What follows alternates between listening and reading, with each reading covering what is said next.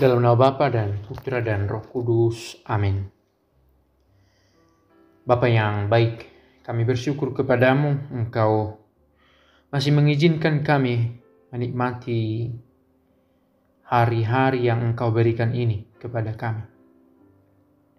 Kami mohon berkat-Mu agar kami sanggup mensyukuri hari demi hari yang Engkau berikan.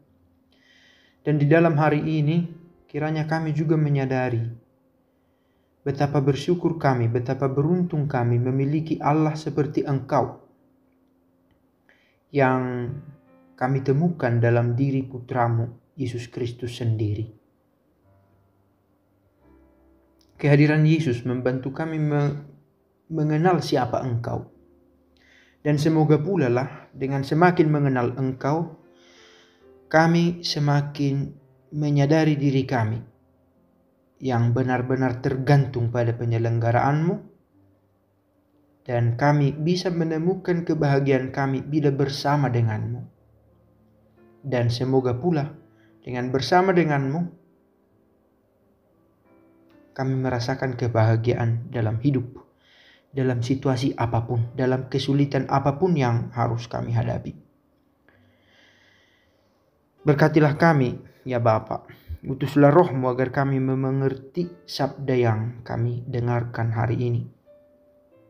Dan kami juga memohon berkat-Mu untuk orang-orang yang menjalani hari hidupnya juga pada hari ini. Semoga mereka pun semakin bertumbuh dalam iman. Dua ini kami sampaikan kepadamu dengan perantaraan Kristus Tuhan kami. Amin. Dalam nama Bapa dan Putra dan Roh Kudus. Amin. Bacaan dari Yohanes 5 ayat 31 sampai 47. Sekali peristiwa, Yesus berkata kepada orang Yahudi, "Kalau aku bersaksi tentang diriku sendiri, maka kesaksianku itu tidak benar. Ada yang lain yang bersaksi tentang aku, dan aku tahu bahwa kesaksian yang diberikannya tentang aku adalah benar. Kamu telah mengirim utusan kepada Yohanes, dan ia telah bersaksi tentang kebenaran. Tetapi aku tidak memerlukan kesaksian dari manusia. Namun aku mengatakan hal ini supaya kamu diselamatkan. Yohanes adalah pelita yang menyala dan bercahaya, dan kamu hanya mau menikmati seketika saja cahayanya itu. Tetapi aku mempunyai suatu kesaksian yang lebih penting daripada kesaksian Yohanes, yaitu segala pekerjaan yang diserahkan Bapa kepadaku, supaya aku melaksanakannya. Pekerjaan itu jualah yang sekarang kukerjakan, dan itulah yang memberi kesaksian tentang aku, bahwa Bapa yang mengutus aku, dialah yang bersaksi tentang aku. Kamu tidak pernah mendengar suaranya, rupanya pun tidak pernah kamu lihat, dan firman-Nya tidak menetap di dalam dirimu. Sebab kamu tidak percaya kepada Dia yang diutusnya. Kamu menyelidiki kitab-kitab suci, sebab kamu menyangka bahwa olehnya kamu mempunyai hidup yang kekal.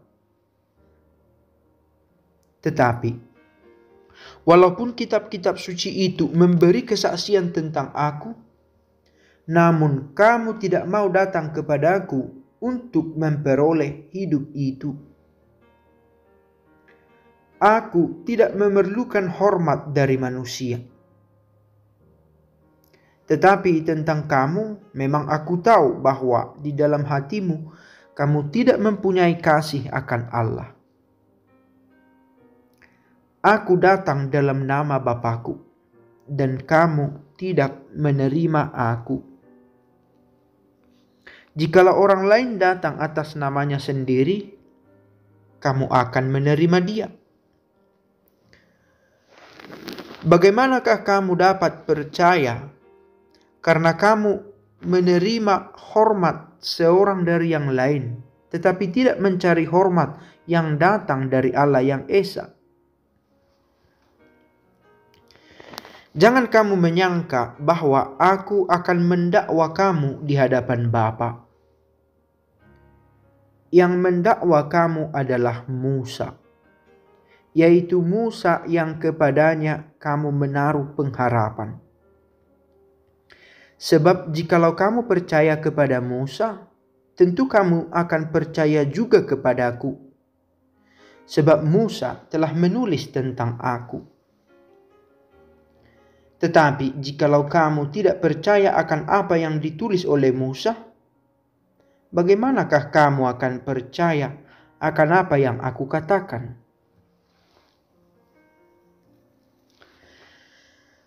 Bapak, Ibu, saudara-saudari yang baik, bacaan ini diambil dari kitab Yohanes. Bagian dari Injil Yohanes ini yang kita baru saja dengarkan memberikan kita penjelasan tentang siapa Yesus yang disampaikan oleh Yesus sendiri menurut Injil Yohanes ini. Satu bacaan yang kaya yang bisa kita dekati pada level ilmu dalam konteks sejarahnya, bagaimana, apa itu berkesaksian, siapa yang harus memberi kesaksian supaya kesaksian itu dianggap sah, dianggap benar, tentang muatan teologisnya Yesus itu siapa di hadapan Bapa, apa hubungan Bapa dengan Yesus. Banyak hal yang bisa dicermati. Dan juga penyempurnaan, kepenuhan pewahyuan diri Allah yang memuncak dalam diri Yesus yang sudah dimulai dari perjanjian lama dengan menghubungkannya kepada Musa, dan ada kesinambungan pewahyuan itu dan puncaknya adalah diri Yesus sendiri. Nah, ini bisa dimaknai, bisa dilihat lebih dalam lagi. Tetapi kalau kita mau mengambil remah-remah dari bacaan ini, kita kiranya diajak juga untuk melihat bagaimana kita mengenal Yesus itu. Dikatakan tadi bahwa kesaksian tentang Yesus itu bukan pertama dari mulutnya saja, mulutnya sendiri, dari secara lisan dari Yesus itu sendiri, tetapi dari pekerjaannya. Pekerjaan macam apa? Itulah yang aku kerjakan sekarang, kata Yesus. Itu juga lah yang sekarang ku kerjakan. Apa itu? Memberi pewartaan, mengingatkan orang-orang untuk kembali kepada Bapa. Dan tentu juga, meskipun tidak disebutkan secara eksplisit, salib itu sendiri. Itulah karya yang Yesus lakukan. Apa yang kita temukan di salib? Allah yang mengasihi. Allah yang mengasihi, yang bahkan tampak ketika Allah itu sendiri memberi putranya. Nah, kasih dalam salib itu yang sudah dimulai Yesus pelan-pelan dalam karyanya, itulah yang ditunjukkan kepada kita tentang siapa Allah itu. Menarik ketika Yesus katakan, siapa rupanya yang pernah mendengar suaranya? Siapa yang mengenal dia? Nah, kita juga sadar bahwa karena keterbatasan inderawi kita, tidak ada pengalaman duniawi. Baiklah kita sebut begitu. Pengalaman duniawi, oh itu Allah. Tetapi ketika orang berbuat baik, melakukan pengorbanan, oh inilah kasih Allah. Kita sanggup mengatakan inilah kasih Allah karena sudah ada model yang sudah tampak kepada kita, itulah Kristus sendiri. Nah, Kristuslah yang menunjukkan Allah itu kepada kita. Kalau ternyata, ini menarik juga ketika Yesus katakan, Ada orang yang terus mendalami kitab suci, tahu isinya, tetapi sudah jelas mendalami kitab suci, sudah tahu isinya, tetapi tidak mau datang. Tidak mau datang untuk memperoleh hidup. Tidak mau datang kepada aku untuk memperoleh hidup itu. Benar-benar ajakan Yesus ini sangat praktis sekali. Dalam arti Yesus menuntut atau mengajak, mengingatkan kita untuk benar-benar dari kedalaman hati mengenal Allah dan mengikuti putranya. Karena dia di sini dalam kutipan bacaan yang kita baca ini, dia memberikan kritik yang benar-benar bisa saja mengganggu orang yang sudah mapan dalam hidup religiusnya, tetapi tidak membawanya dalam praktek hidup sehari-hari. Kamu menyelidiki kitab suci, sebab kamu menyangka bahwa olehnya kamu mempunyai hidup yang kekal. Tetapi walaupun kitab-kitab suci itu memberi kesaksian tentang aku, namun kamu tidak mau datang kepadaku untuk memperoleh hidup itu.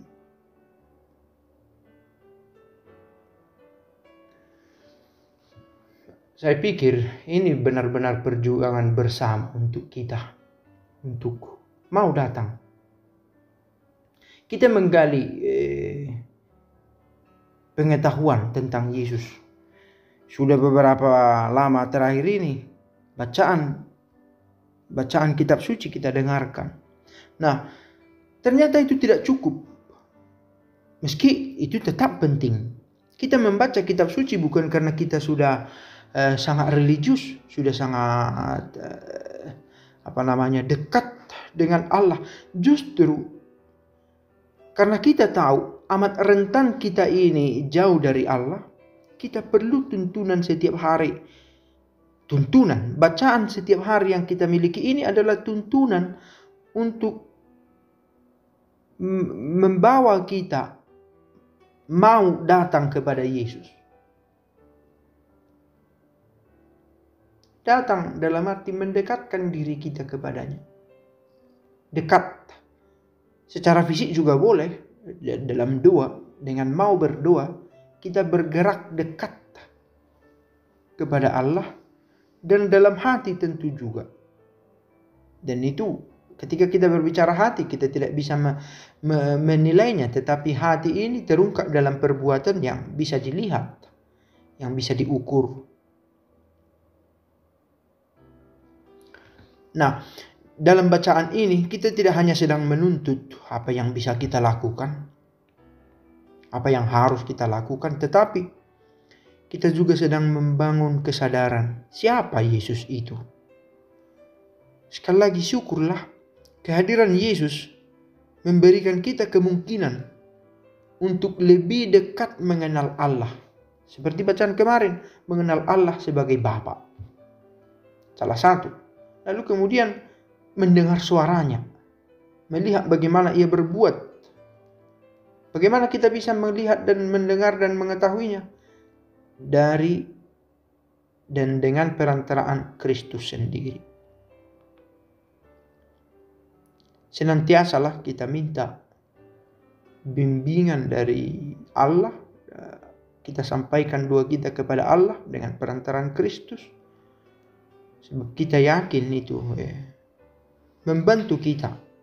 Bukan hanya membantu, dan itulah tujuan dari hidup kita. Sehingga kita mengalami kebahagiaan di mana berada. Dan dalam situasi apapun, termasuk dalam situasi sulit. Menarik, kemarin saya menemukan satu tulisan, satu kalimat. Jika mencintaimu di sini Tuhan. Jika mencintaimu ya Tuhan adalah berarti menderita, maka saya siap menderita. Satu rumusan yang mau menunjukkan kerinduan yang amat sangat untuk mau dekat kepada Allah.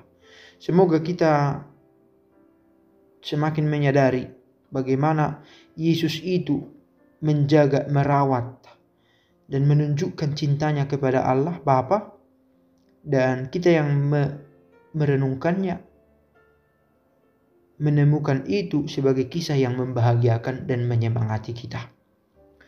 Bapa kami yang ada di surga, dimuliakanlah namamu, datanglah kerajaanmu, jadilah kehendak-mu di atas bumi seperti di dalam surga. Berilah kami rezeki pada hari ini dan ampunilah kesalahan kami, seperti kami pun mengampuni yang bersalah kepada kami. Dan janganlah masukkan kami ke dalam pencobaan, tetapi bebaskanlah kami dari yang jahat. Amin. Dalam nama Bapa dan Putra dan Roh Kudus. Amin.